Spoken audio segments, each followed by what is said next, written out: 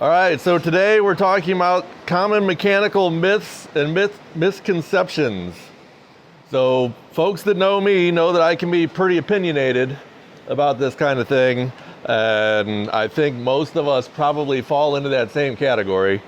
I'm going to try and stay away from opinions and just stick to facts on this, but there will be a bit of hyperbole thrown in. To paraphrase the saying, if you don't ask questions in a Skoolie group, you're uninformed. If you do ask questions in a Skoolie group, you're misinformed. There's a lot of well-meaning folks out there who want to help answer questions from new folks about topics that they really don't know much about themselves. We're going to cover a couple of ones that we see regularly, and I'm sure you guys will recognize some or all of them yourselves. So your typical aspiring Skoolie owner shows up in a Facebook group or whatever, and they've got a bunch of questions.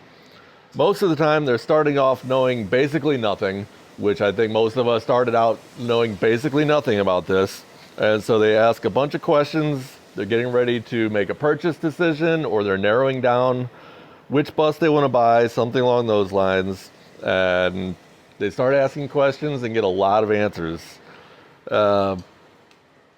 Sometimes they do get good responses. More often than not, there will be a bunch of opinions in there also that are kind of disguised as facts. They'll get irrelevant details presented as being important, and they'll just get the mythology that confuses the issue more often than not. My favorite example of this, which Ivan has heard before, is the million-mile motor.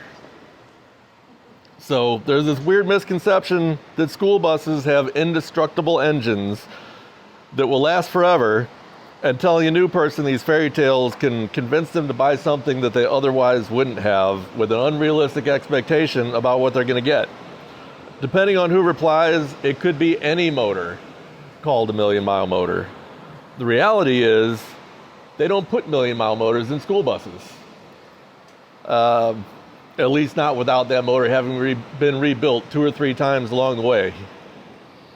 In the medium-duty truck world, engine manufacturers have a rating to help customers approximate their longevity. They have a B10 and a B50 rating. The B50 rating is the average, or the number of miles at which point 50% of those engines will have needed a major service. That major service means they've had to remove the oil pan or remove the head to fix it. If this happens to your car, you're taking your car to the junkyard and buying a new car. It's not just a trivial service that it needs. The B10 is when 10% of them needed that. That's a little less relevant for this talk. Motors with a B50 as high as 1 million miles do exist. They exist in over-the-road trucks, some coaches, things like that. Ivan's coach, as an example, his engine has a B50 of 750,000 miles, and he has had it rebuilt at 800,000, which is good. That also, the B50 rating implies that you have a fleet service team. How many of us have a fleet service team? And you're keeping up with all of your regularly scheduled maintenance. So raise your hand if you know how old your coolant is. Right, and these people have replaced it themselves since buying their buses.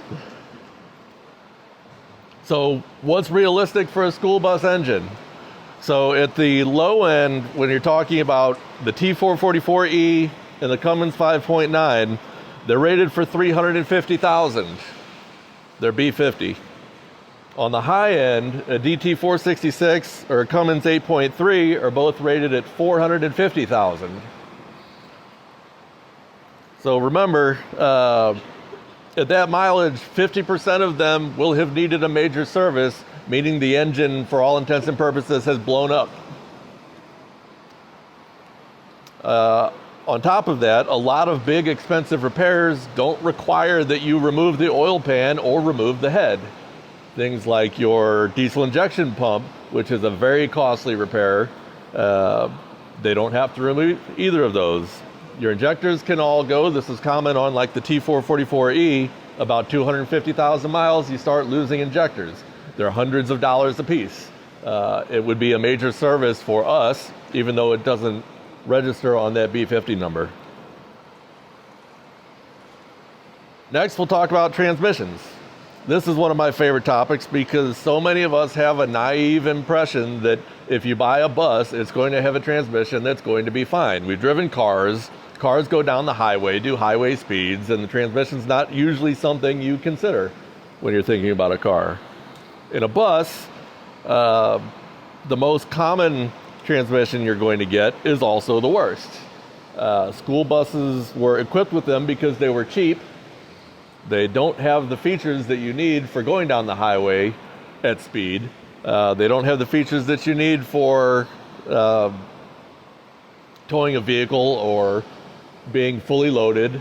They're definitely not good at going up and down hills, but they were inexpensive. They did the job in a school bus setting, and they used them for about 25 or 30 years.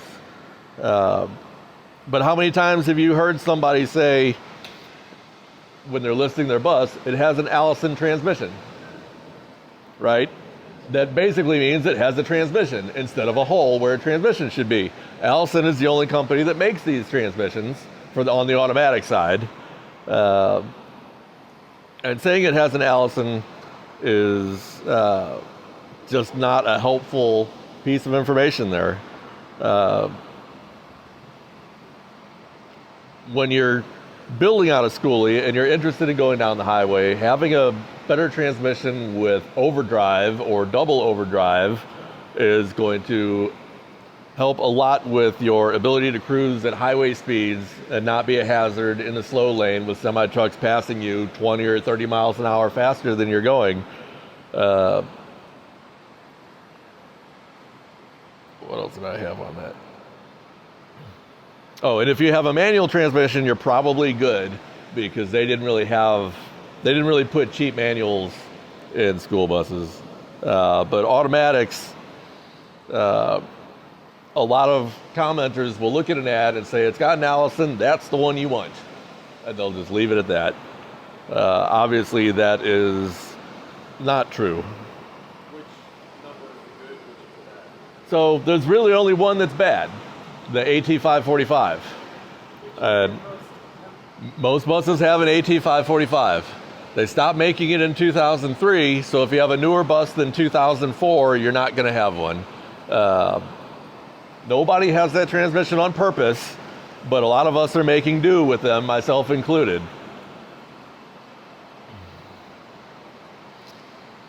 All right, the next one, pickup truck motors. A lot of folks have this idea that an engine that's good in a pickup truck is going to be just as good as it is in a school bus.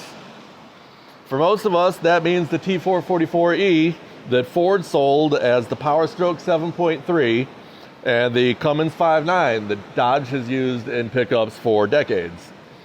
First off, we can say that in a pickup truck, those are the best motors they've ever put in pickup trucks. There's absolutely nothing to complain about on those. The motors they replaced were much worse, and the ones that replaced them are not as good.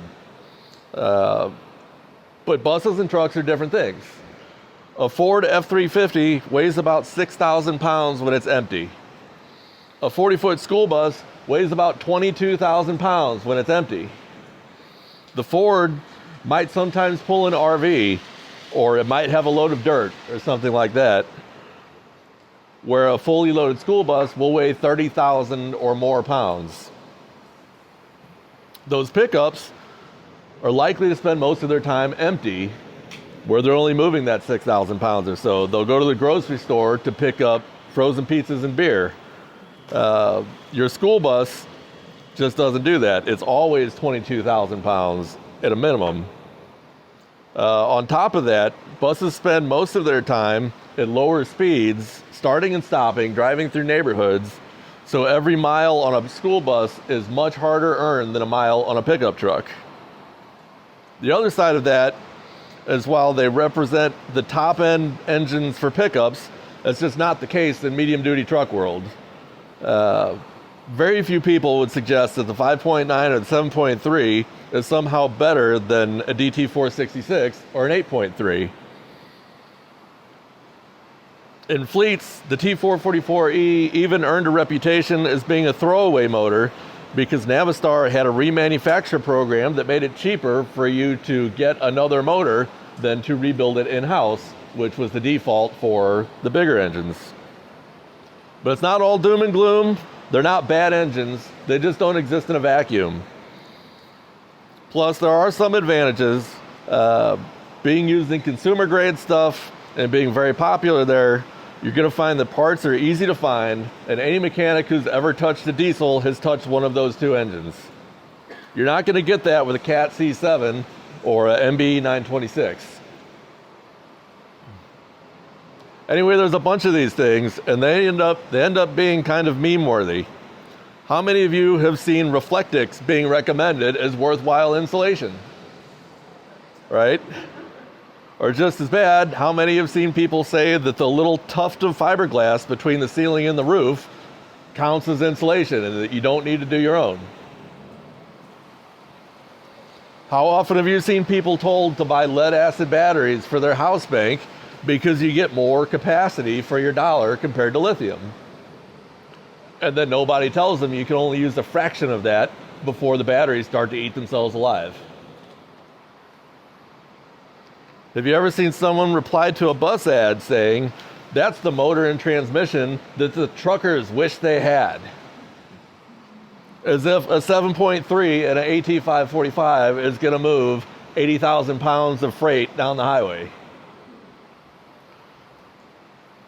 There's some folks out there who claim you can run your clothes dryer if you've got 400 watt Renogy solar panels and a little battery, as long as you only do it once a week.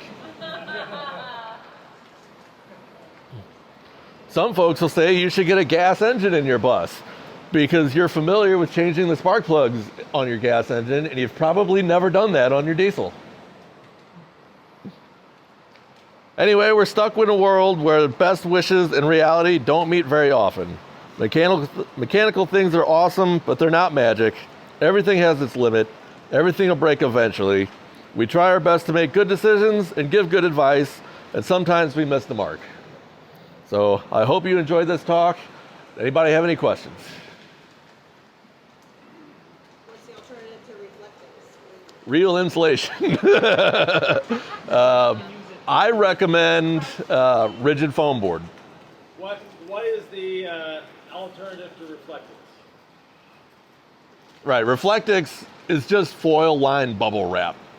It's not magic. It's good if you have to reflect the sun. So in a window, preferably on the outside of the window, so the window's not getting the sun going through it twice, it can do a good job there. But on the package, it says something like R12 or something. Minimum a half-inch air gap. Well, it's more than a half-inch air gap. It's like 8-inch air gap for that.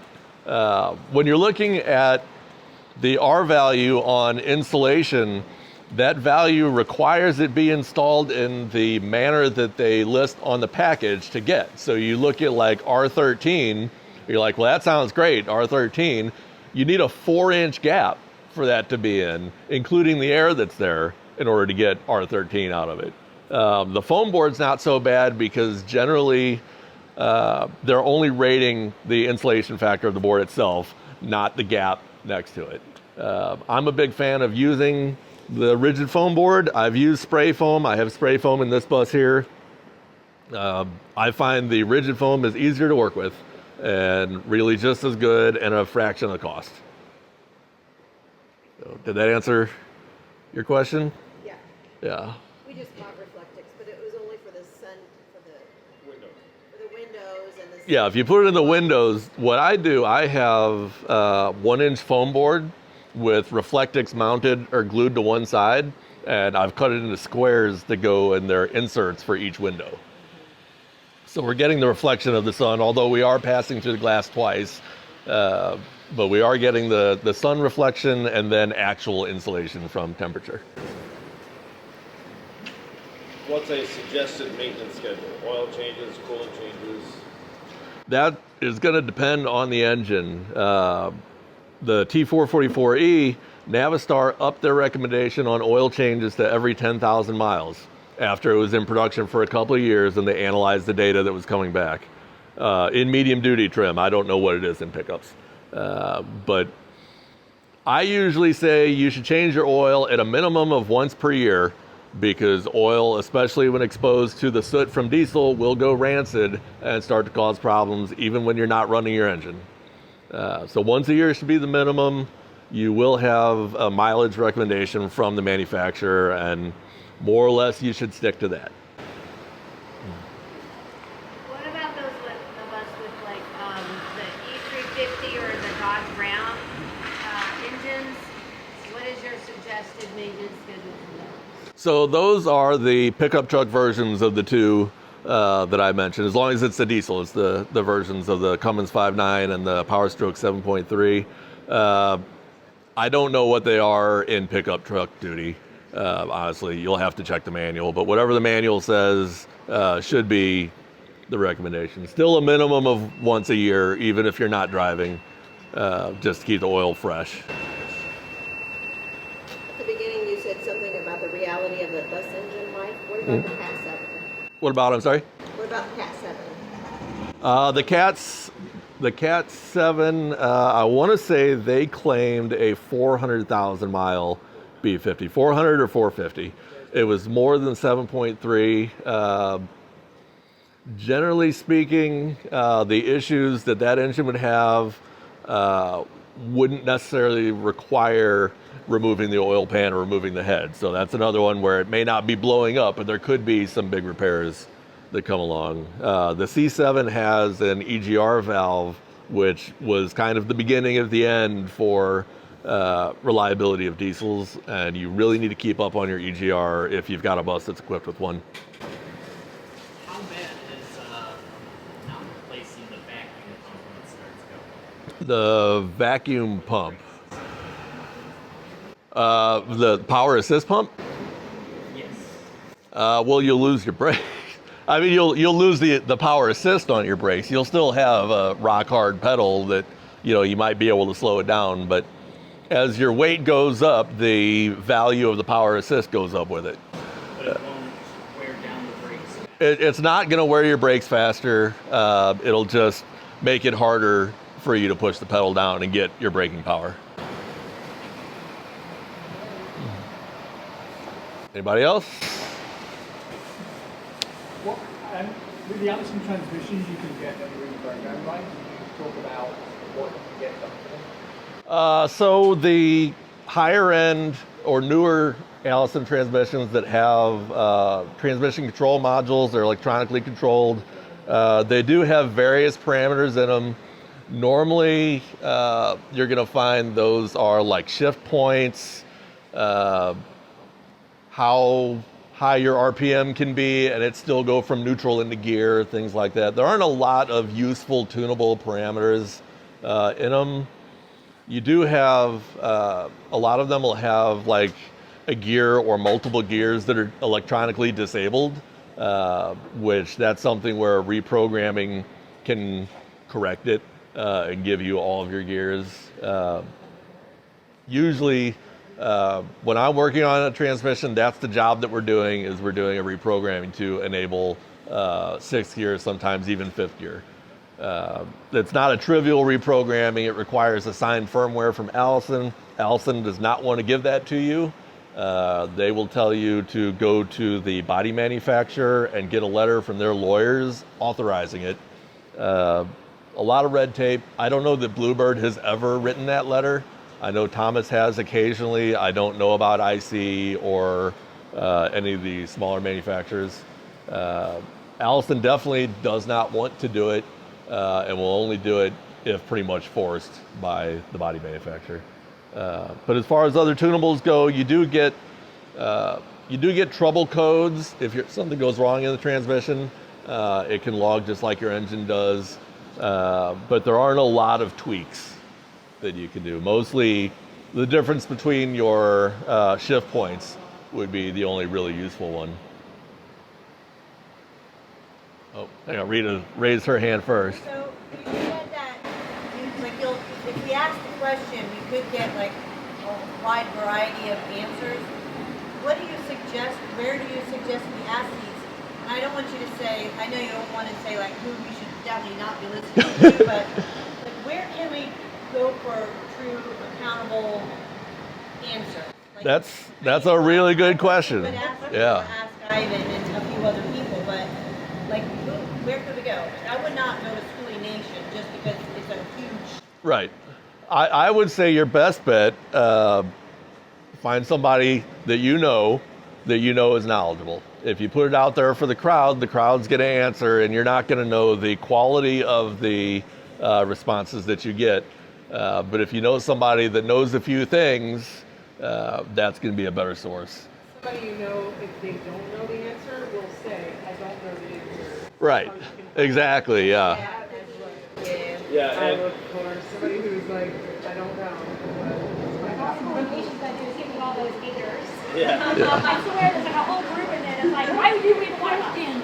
There's definitely a lot of people who will confidently give you the wrong answer.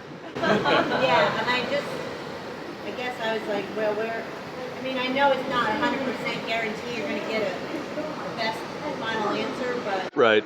Well, especially when you're asking for an opinion on something, like if you're asking what spark plug do I need, that's a factual thing that you can look up and get a real answer to. But if you're asking, should I buy a 3126B or should I buy a MB 906?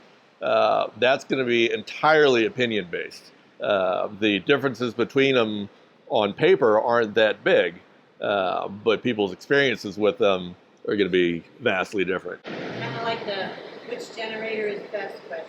Right. Yeah. And part of that is what aspect of it matters to you. Like, do you want something cheap? Is better cheaper, or is better quieter, or is better power delivery? Is better dual fuel?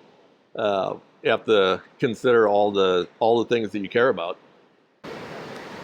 So something that I have found that's been pretty powerful on Facebook and just even Googling stuff is getting the specific forums for your engine type and transmission. We get a lot more focused type questions and answers, and people are actually into that. If you look that up specifically, like for me, I'm on E350 forums on Facebook and just like regular forums and stuff, where I'm not on the forums and stuff, on pages. And then that's where I search. Yeah, I go to those forums because those are people that, it's not just some Facebook generated page or whatever, or Skoolie that includes so much of a very specific thing. A lot of these people, I've been able to find different routing patterns for my serpentine belt. Whenever certain things go out, I can bypass it up, reroute the belt, get me somewhere. But I wouldn't find that if I just posted up on Skoolie page on Facebook.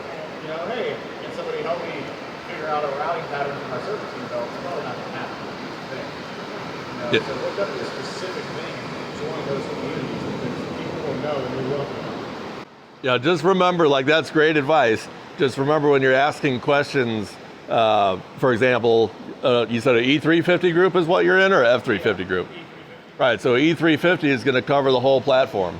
Everything from a cargo van to a school bus, or an ambulance, or anything else that they built on the E350. It helps if you search for your specific engine type and stuff as well. So that's normally what I do. Yeah. Because the E350 is extremely versatile and has a huge assortment of engines, transmissions, all kinds of setups. Right.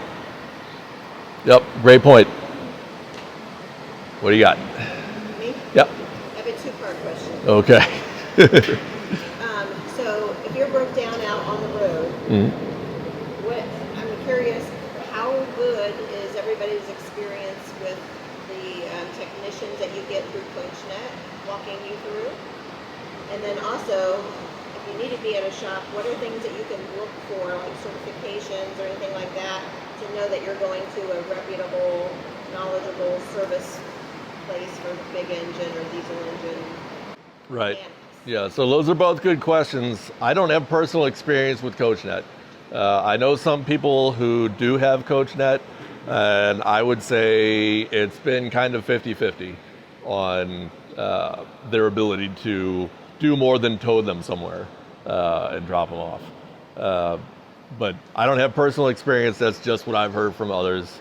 As far as finding a shop, you want to avoid that when possible. Most shops that aren't like the Freightliner shop or the Cummins shop or the Navistar shop, if you just go to a small independent garage, they likely haven't worked on medium duty stuff and they likely don't have the equipment for it. The Cummins 5.9 in a bus is not, it's close, but it's not the same as the Cummins 5.9 in a pickup truck, at least as far as the control units and the accessories that are on it. So their equipment isn't going to help them. They're not going to be able to read your diagnostic codes. They're not going to be able to read your sensors unless they have the medium duty truck specific stuff. Same thing with the 7.3. A Ford shop or a shop equipped to work on the Ford is not going to be able to work on the T444E, despite being, for the most part, the same engine with different electronics.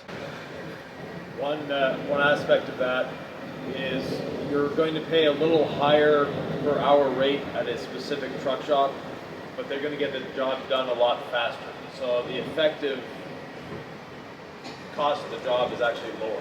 So don't be afraid of paying the $150 an hour, because they're equipped, they're used to working on it, they know their way around that specific engine.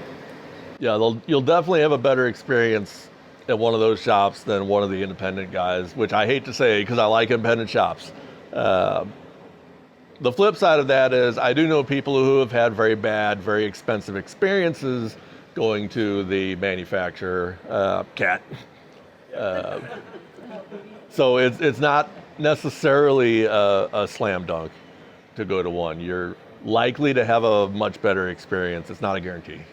It's still automotive diagnostics. Even with all the computers they have in them now, they still can't really tell you what's wrong. And as far as CoachNet goes, they're quite good, but they use independent contractors around the country. So you might get excellent service. Their call center is all the same, but the actual towing company, et cetera, depends on where you are. You're sort of at their mercy. But generally, the people I've spoken to, and I unfortunately have had the experience as well, we had exceptionally great service. And they towed us farther than they were supposed to, because they suggested you need to go to a shop that's specific to your bus. So they towed us an extra 150 miles. That's great, yeah. Yeah, definitely it's better than AAA. Yeah. And from what I've heard, better than Good Sam. Good Sam and AAA both have been showing up to people's buses and saying, oh, that's a bus, and then leaving, as if that makes a difference. Right. Anybody else? Oil analysis. Oh, oil analysis is an interesting one. Very few of us are doing it. I think you might be the only one here who is doing it. 2 people are doing it. You're doing oil analysis too? Yeah, we did Yeah. with our last oil change. Oh, great. Yeah, so oil analysis, basically you take a sample of your oil and you send it to a shop that does the analysis. They give you a report back telling you what minerals and deposits and other things they find in the oil, as well as how broken down the oil itself is, with the condition of the additive package that's put into the oil, things like that. It gives you a good idea of the general wear state of your engine. There are certain metals that you shouldn't find in there, like the material your engine bearings are made from. So it could be an early warning that your engine is about to need a major service, and maybe you can head it off before it causes additional damage. Oil analysis is what Allison uses now for their transmissions to determine your fluid change intervals. Instead of changing your oil or your transmission fluid every so many miles, now they want you to do an oil analysis and base your fluid change on the results from that. They're going, with their new fluids, they're recommending at least 300,000 miles between fluid changes on their transmissions. And the oil analysis, it's something that needs to be done every oil change. It's a comparative. Yeah. Right, it only works if you do it every time. Yeah. If you do it once, that doesn't mean you're going to be good next time. Like for us, it helped us catch an injector that was slightly leaking into the leaking fuel into the oil. So we only had 1% of diesel fuel in there, which is 1% too much. Right. But we were able to find the injector that was leaking and replace it. So. Yeah, it can definitely be very valuable. I should also mention that 300,000 mile figure on Allison transmissions is only if you're using the correct fluid. You can't buy that fluid at Walmart or at AutoZone or at Advance. You can buy it from an Allison shop or Amazon. And it's not cheap. And it's not cheap. It's about $50 a gallon. And your transmission probably takes 6 gallons, give or take. Yeah. Well, you're a special case. Find that service on the internet, send it to them. How do you find it? Oh, yeah, you can find oil analysis services. Do There. you recommend one that you should like? I don't have one necessarily that I recommend. I know there's a few. Ivan will have who he uses, which will be fine. The only nudge I would give anybody is I do know that the engineer from Allison who devised the Allison standards that came up with moving transmissions to 300,000 mile intervals runs one. I can't right off remember his name, but he's easy to find. What's the fluid name? Transcend, yeah. If you Google Transcend guy, you'll come up with that guy's name, and he runs one. Okay, thank you. But most medium-duty truck shops or heavy-duty truck shops will offer the service. Mine cost me $25 every time. Yeah. I want to say when you do it with one of the online shops, they'll charge you a little more the first time because they're sending you the kit to obtain the samples that you send back to them.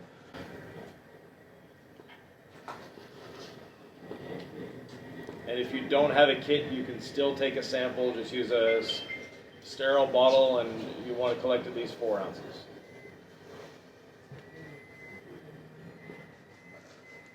All right, is that it? Is that everybody? All right, thanks for coming to my TED Talk.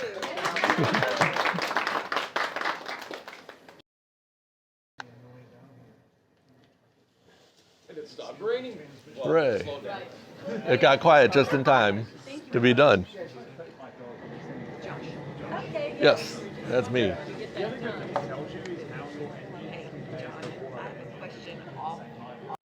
Off. Okay. Where did you get this?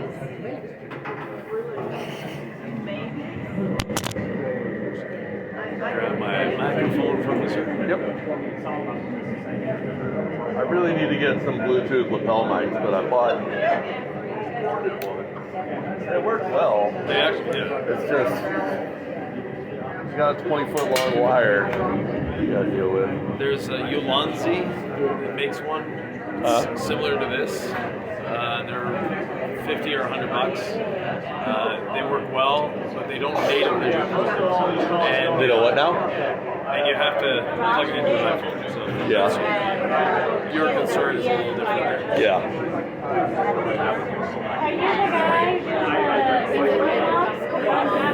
Yeah.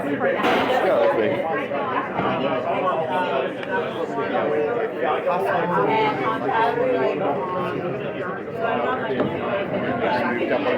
Yeah. Governor is usually, I'll set them as high as they go, which is like 94, which you're about to walk in. But you also said that this might be 60. We need to start that sooner than later. We need to get My brother sent this to me. What? Thank you, what? Oh, well, I want to show you this. That's the reason why, but I'm not actually done. So I'm going to go back over there and see it. I'm here. You want to get the hot dog. They'll let you know what a good time is. I'm here the whole time, so whenever he can do it, I can do it. Yeah, we didn't know what else. I know you said there were some different things. That was like our biggest one. We just looked at this year. Yeah. So. I think that would really help with our running back 2150 and 55. I'm hopeful that 6 years under 2000. Yeah, usually it's about 300, 350 RPM. Like really, I think what you'll see is you'll be cruising the same engine RPM. I don't really have an issue with 55 first feels really slow. I'm not bothered. By day 3, we were just like, whatever. I mean, it's not bad if you've got cruise control enabled too, and you can just hit go and put your feet on the dashboard. She's drafted behind me, so she's going 55. Oh my gosh, it goes not good. Her mileage went by like 12. We're good with this. Yeah. But yeah, if we could get the governor taken care of. Cruise would be nice. Like $50,000. My thing is when I'm plugged in, I charge the 20 hookup fee for all of it. So it doesn't matter how many things you do or don't want. Like you can have it enabled and not use it. I said, yeah, let's do whatever Like we can. there's no downside to having it turned on. And you'll check passcodes. I know there's no codes in there now. I know how to check it myself. Just use the little button. Give it a once over. Let me know what's going on. Anything else we do, I don't know. I'm not, he was actually a mechanic. I know nothing. I'm like, I was got diesel. yeah, he was a diesel, but yeah, he was a mechanic, so he knows a lot more about engine. I'm like, that's an engine. Check the oil. Yeah, he talked to me.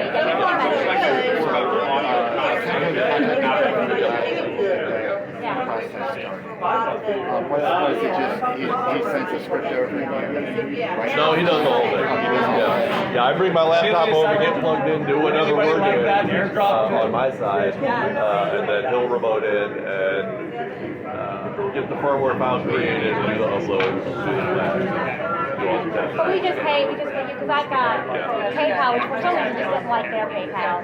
But I can Zelle, I can do whatever. Yeah, I can do Zelle, I can do PayPal. Zelle's better. Zelle's easier. Oh god, I got Zelle. Like, My PayPal, when I set it up years ago, I set it up as a business account, so they charge me fees every time I buy something. yeah, I thought you can actually have a private and they allow you to have a private PayPal and a business PayPal. So I ran into that too. Yeah, I do so that. I don't do the business part anymore, so I don't need to. You can actually set up a new PayPal that's totally in the terms of service. Yeah. I found that out. I had a friend who was like really high up in PayPal. He's like, oh god, no, terms of service, do a private one too. Don't pay for a private thing. So frankly, use your business one and taking a credit card. Oh, good to know. Thanks, PayPal guys. So, but no, Zelle's easier. I got that, so I'll just redo it. Yeah, you should see. I was like, okay, I put my real email in, but you need to use my PayPal email to invoice me. We'll just pay. Normally we've got a straight Okay, like great. this on the table, and you gotta go like So, anyways, yeah, that's then all the chicken comes out, the marrow bones come out, they get shredded by hand, and then we start adding all the other ingredients back in, and then add the shredded. So we have a trundle bed, and I was the trundle bed is sold out. It's so wet, I think. Yeah, it's the change off of the bed. Yep, I didn't see You've had every time, no matter how hard you try. yeah, no, we put in for this. Okay. So yeah, I'm gonna go do some Amazon shopping. Thank you. There's a right up here.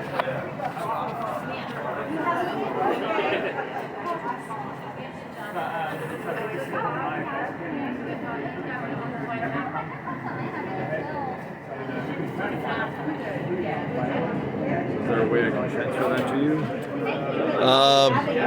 You can email it to me or something. Let me see how my audio came out. Okay. Yeah.